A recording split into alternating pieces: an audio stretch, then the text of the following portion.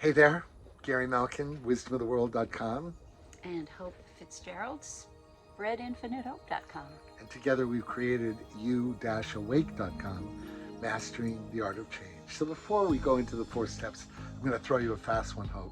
What does mastering the art of change mean to you? Oh, well, being as adaptable as possible, with as few bumps in the road as possible. Mastering the art of change is, I gotta use this quote that I heard from Craig Hamilton years ago. He said, "Everybody wants to be enlightened, but nobody wants to change." That just hit me, boom. And I thought that is so true, because we might have an idea about how we want to change up here, but the mechanisms that have gotten used to a certain way of being are just, they're stuck. And it's not that easy to pull the stakes up and rearrange the furniture, so to speak. So being able to do that more elegantly and more seamlessly and with less agita, that's mastering the art of change, and quickly too. It reminds me of this similar kind of thing when you say pain is an essential part of life, but suffering is not. Suffering is optional. And mastering the art of change to me is, what are the tools that we can use that will lubricate our experience to deal with the natural and inevitable aspects of life, which involve change, which will happen constantly, and how can we minimize the suffering? And what we've learned about this, I gotta change the camera, my arm's gonna fall off.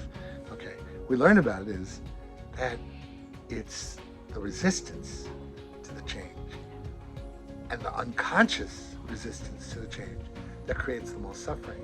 And what's tricky about that is, if it's unconscious, how are we going to figure it out? Oh, well, there are so many behaviors that tell the tale, right?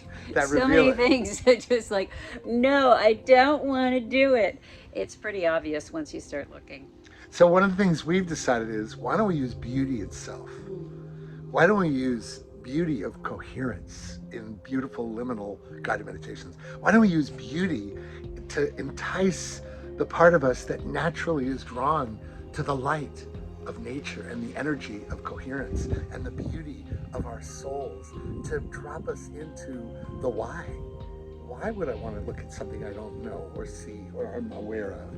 Well, beauty actually awakens us to the what is of life, to the presence of something that doesn't belong here, which is this huge thing that sits in there that contracts our energy, makes us feel like something's, we're not wrong, that we're the problem, that something has to be dimmed and contracted in order to deal with life. And it turns out none of that was ever true.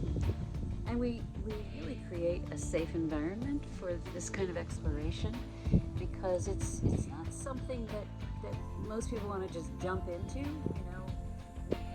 ease the way, we open the way through the meditations, through the music, to coax the person, coax each one of us into opening and observing, and then sort of untying some of the knots and releasing them, especially when it comes to grief.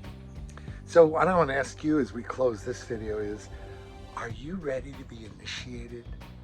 Are you ready to step into a process that can actually reveal yourself to yourself? Because I'm going through that by offering and learning from this amazing woman, as well as this experience of collaborating. It's awakening me to the beauty of me in a way that I never ever expected. So we're hoping to share all that with you and the You Awake platform. So please join us, find out more about what our upcoming workshops are.